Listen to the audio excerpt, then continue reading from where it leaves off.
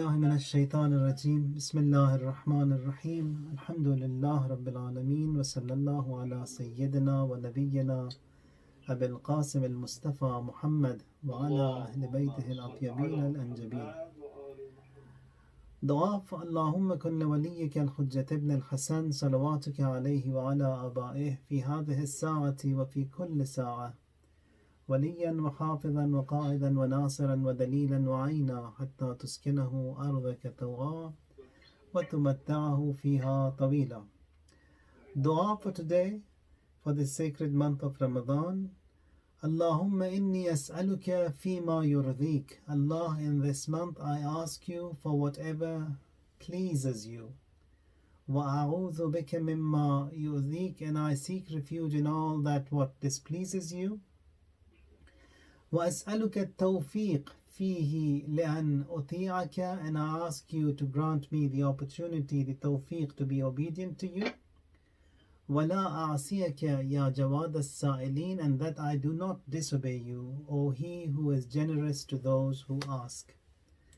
Yesterday when we talked about Ayat Al-Kursi, I mentioned that Ayat Al-Kursi had 50 words. And then Agha Akbari also inquired. I went and did a little bit of research and found some riwayat. That first of all, regarding Ayatul Kursi, the evidence that Ayatul Kursi, it has 3 ayat, or is it 1 ayah? Most of the riwayat that we have, they state that Ayatul Kursi is 1 ayah. Now that what is mashhur and which is recognized amongst us is until the hum fiha khalidun. But the first ayah is Ayatul Kursi. Looking into the books, we have riwayat that state that Ayatul Kursi, it has 50 words. 50, panjah harf has. Now, regarding this 50 words, in Arabic we've got 2 terms. First is huruf, which are the letters, and then we have kalimat. Kalimat are words. In English, if we could keep it simple, I'll quote you the hadith that talks about that. So kalima will be translated as word, not letters. The hadith is from Amirul Mu'mineen Ali alayhi salatu wassalam. He says that I heard the Prophet sallallahu alayhi wa alihi wasallam say, Ayatul Kursi sayyidu suratil Baqarah fiha khamsuna kalima fi kulli kalimatin barakatun. That is Ayatul Kursi, it is the head and the chief of Suratul Baqarah. It has 50 words and every word of it has barakah. Ayatul Kursi آغای سوره بقره است و در آن 50 کلمه وجود دارد و در هر کلمه برکتی است. This is the hadith. Abbas al-Ghifari, he says that I asked the Prophet sallallahu alayhi wa alihi wasallam as to which part of Surah Al-Baqarah is the greatest. And in reply, that what has been mentioned in Ayat Al-Kursi, which is 50 words, all of it, he says, are praises, and it is the ta'rif and tamjeed of the existence of Allah Tabaraka wa Ta'ala. Now this Ayat Al-Kursi being 50 kalimat or 50 words, you can see in this sharing the screen here. So when you break that Ayatul Kursi, the first ayah, into not in letters, in the words as they are. Allahu la ilaha illa huwal hayyul qayyum la ta'khudhuhu sinatun wala nawm. And then when you break it down like that, word by word, it is exactly 50. So وَهُوَ الْعَلِيُّ الْعَظِيمُ. So until Ali al-Azim, you have 50 kalimat. So these kalimat meaning words in Ayatul Kursi. Now this is that first ayah only, that ayah. Otherwise there are 3 ayat in Ayatul Kursi which are generally recited, and then when you recite Namaz al-Wahshat or some of the prayers, there when you recite it's until the hum fiha khalidun. Although some of the ulama, maraji' taqleed, they do allow you to end the Ayatul Kursi with وَهُوَ الْعَلِيُّ الْعَظِيمُ. So this is the how the breakdown of the 50 kalimat of Ayatul Kursi. according to this riwayat that we have from Rasulullah sallallahu alaihi wa alihi wasallam. Very beautiful. And all this is ijaz of Quran, meaning that Quran is a miracle in everything. Now we talked a little bit about the ayah before that. Now today it's La ikraha fid din. قد تبين الرشد من الغي فمن يكفر بالطاغوت ويؤمن بالله فقد استمسك بالعروة الوثقى لا انفصام لها والله سميع عليم. So the meaning of La ikraha fid din is there is no compulsion in religion. No compulsion in religion. قد تبين الرشد من الغي means that rectitude, righteousness, uprightness, it has become distinct from error. So we've got a rushd and we have a ghay. Rushd is righteousness, ghay is error, wrong, false. So you always see that rushd, it is evident, it's distinct. You cannot make it unknown when it comes to truth and false. Always truth, it is distinct, it is evident. Then says فَمَنْ يَكْفُرْ بِالطَّاغُوتِ وَيُؤْمِنْ بِاللَّهِ. So one who disavows or denies or rejects or denounces fake deities. Or now Taghut, always you would see here in Ayat Al-Kursi we have Awliyaullah. On the contrary, you have Awliya Shaitan, Awliya Taghut or Taghut. So all these terms you would always see in Quran go hand in hand. Wherever it is Awliyaullah, there is a fight and a battle between Awliyaullah and Awliya Taghut. There is a fight between Haqq and there is a fight between Batil, Haqq and Batil. Allah and Iblis, Allah and Shaitan, Taghut and Awliya. So that is always there. So فَمَنْ يَكْفُرْ بِالطَّاغُوتِ. So whosoever denounces the Taghut. Taghut meaning the fake divinities, fake gods, or fake deities, whatever you can say. And then says وَيُؤْمِن بِاللَّهِ, has faith in Allah. فَقَدْ اسْتَمْسَكَ بِالْعُرْوَةِ الْوُثْقَى. So whosoever has faith in Allah and he has denied Taghut, indeed he has held firm and strong onto the firmest handle. بِالْعُرْوَةِ الْوُثْقَى. So when you put aside and denounce and deny Taghut and hold on and have faith and belief in Allah, means that you have held on to the strong cord, to the strong handle. Urwat al-Wusqa is that firmest handle. Now in these two ayat that we just recited, then says Lam fisama laha wallahu sami'un alim, for which there is no breaking. That handle that you have held on to will never break, and Allah is all hearing and all knowing. So the points that we understand from this ayah is that a heartily faith, that is a faith within the heart, is required, and that cannot be achieved by force. You cannot come and stand before someone on a gunpoint and tell him that have faith in God. That cannot happen. Faith in God has to be willingly, and I have to accept it with full heart, and it requires evidence, it requires akhlaq, it requires wisdom, it requires education. And only then will that iman enter into the heart of someone. Just today, someone called 2 hours ago. Now this is a real time incident. After 32 years of living as a Shia, as a Muslim, all these windows, they open up in the mind, saying that what we have been saying and what we have been preaching and what we have been practicing is all truth, is all haqq. So these windows, they open in the minds of anyone at any time. So that is not by force. It has to be acknowledged willingly.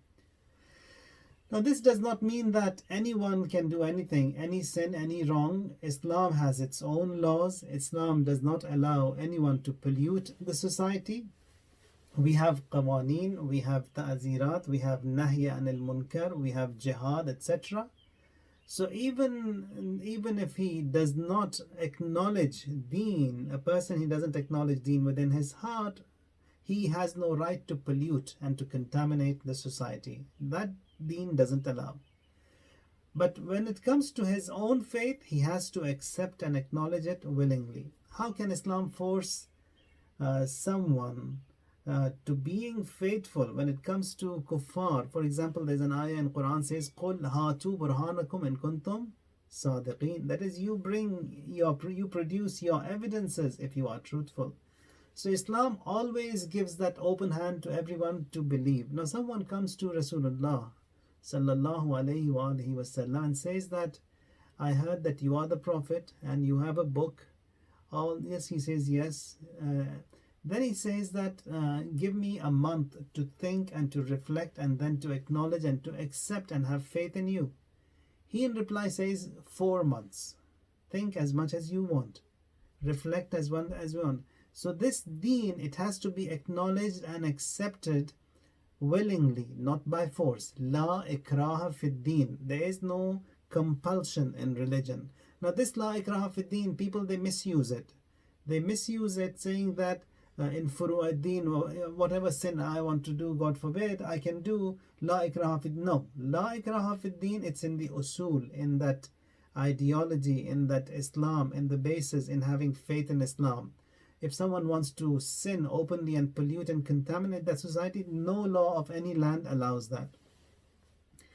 Then what we understand from this ayah is that jihad in Islam is to fight aggression, is to fight taghut and to destroy the tyrannical rules that do not allow people to think and reflect. Shirk and khurafat like superstitions are an oppression to humanity. So Quran says that Urwatul Wusqa, one of the applicables of holding on to this Urwatul Wusqa that we just recited in this Ayat Al-Kursi, are Awliyaullah and the Ahlul Bayt. In a hadith, Rasulullah sallallahu alayhi wa alihi wasallam to Amirul Mu'mineen alayhi salam says, "Anta Urwatul Wusqa." Ali, you are that firm handle that people need to hold on to, cling on to. Now we just recited La ikraha fid deen, a faith which is logical, which has evidence, and which does not allow anything which is silly, or which is always within wisdom and hikmat, that doesn't need any force. La ikraha fid deen, because everything in Islam is logical. Force is in action and movements, not in the thoughts. That is in someone's ideas and thoughts. You cannot force impose or impose any ideology, any thoughts. That has to be done willingly. The path of haqq, it is separated from the path of batil, so that the argument, the hujjat, is evident and known and decisive to people. And the path of haqq can be evident by intellect, by wisdom, by wahi, by miracles. That this ayah says, قَدْ تَبَيَّنَ الرُّشْدُ مِنَ الْغَيِّ. So deen results in the growth of man. قَدْ تَبَيَّنَ الرُّشْدُ مِنَ الْغَيِّ. Rushd is growth, ghayy is error. So deen, all those people who are faithful, who are practicing, you would see that productivity of those people, it's far more than others. Because deen, it makes man grow. Deen results in the growth of man. Islam has no association with istikbar. Istikbar is taghut. As long as taghut is not eradicated, tawheed cannot progress. First kufr and disassociation with taghut, and then faith in the existence of God. فَمَنْ يَكْفُرْ بِالطَّاغُوتِ وَيُؤْمِنْ بِاللَّهِ.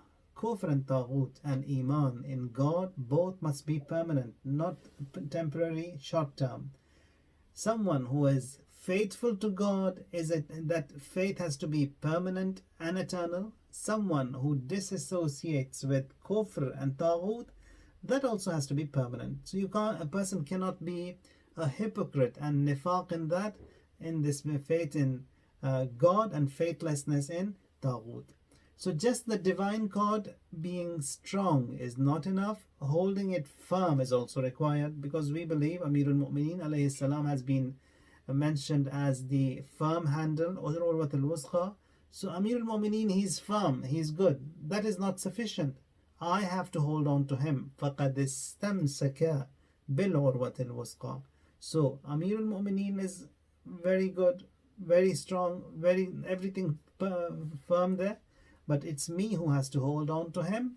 And holding to Taghut people who have held on to Taghut, they will never survive. And those who have held on to the Urwatul Wusqa or the Waliyullah, they are the ones who have survived.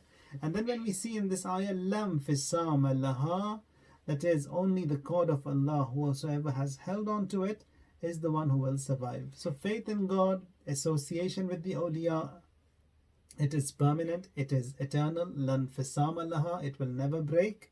But the Taghut also, on the day of judgment, they will disown their followers. They will say that no, I don't want, we don't own them. Faith in God and kufr and Taghut should be real, not the hypocritical, because God knows what is in our hearts, in our chests, and in our beliefs. Wallahu Sami'un Alim. Allah knows. So everything has to be real. My faith in God has to be real, and my faithlessness towards Taghut also has to be real, because Wallahu Sami'un Alim. Allah knows.